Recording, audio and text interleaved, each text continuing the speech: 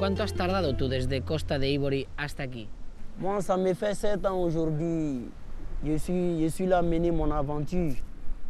Bon, précisément au Maroc ici aujourd'hui, ça me fait 4 ans.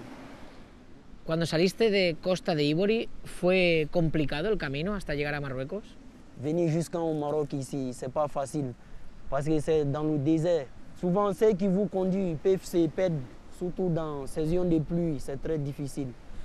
Vous pouvez faire 2 semaines, vous êtes dans le Sahara. Tu ne fais que vivre, tu bois l'eau avec date. C'est ça qui est votre nourriture. Donc tes conditions ne sont pas réunies comme il se doit. Donc là, on peut dire que non, c'est très difficile. ¿Saliste solo de tu país o ibas con un grupo? J'ai fait le traversée avec un groupe de 25 personnes. Mais il y avait une femme parmi nous, elle n'a pas pu terminer le chemin. Elle est décédée. Parce qu'arrivé un moment, notre voiture est gâtée. On a fait au bout de 2 semaines, il n'y avait plus de sources de vie comme de l'eau. L'eau était finie. Bon, où les chameaux venaient boire l'eau, c'est là-bas qu'on partait et prendre nos sources de vie. D'autres n'ont pas pu supporter. Elle, Diarra, l'a fatigué beaucoup, donc elle nous a quittés. ¿Y por qué te fuiste de tu país? Je suis un jeune footballeur, mais rien n'était facile pour moi là-bas parce que mes parents, ils n'avaient rien encore pour s'occuper de moi. Donc j'ai essayé de mener l'aventure. ¿Cuánto tiempo llevas en el Monte Gurugú? Tous mes 4 ans que j'ai fait au Maroc ici, parce que le métropole, ce n'est pas mon ambition de rester à Rabat. Lorsque j'ai mis pied au Maroc ici, c'est Gourgou. Parce qu'il y a un objectif bien précis devant moi, c'est de rentrer à Melilla. Tú nunca has llegado a vivir en España, nunca has conseguido tu sueño de llegar hasta Europa. Ça me fait 3 fois maintenant. J'essaye d'escalader la barrière. Mais toujours quand je descends, la Gordia me prend toujours pour me mettre au dehors. Sinon, pour dire que non, j'ai résidé en Espagne pendant des moments, pas encore. Mais toujours quand je vais franchir la ligne, on me prend. ¿Cómo te trató la Guardia Civil? Bon, la Guardia civile, vraiment, c'est des gens aussi, ils nous mettent bâton dans les roues toujours.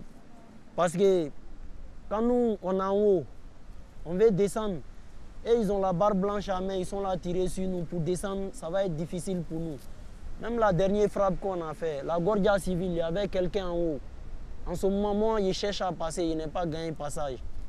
Ils ont appelé les Marocains, ils ont ouvert la petite porte de la grille. Il y a un soldat marocain qui est rentré là-bas, il a allé attraper quelqu'un en haut et il veut le faire pousser pour le faire tomber. C'est là ses amis lui ont dit non, il ne faut pas faire ça. La Guardia même dit il ne faut pas qu'il va pousser. Mais sûrement, si c'était la nuit, il allait le faire pousser pour le faire tomber. ¿Cuándo fue la última vez que intentaste saltar la valla? Le 18 mars de 7 mois-là on a frappé. La frappe a été environ vers les 7h00 comme ça. Yo no sé si sabéis que en España vosotros en las últimas semanas habéis sido portada de los medios de comunicación más importantes. Yo no sé, por ejemplo, si habéis visto esta fotografía donde se ve a muchos de vosotros intentando saltar la valla.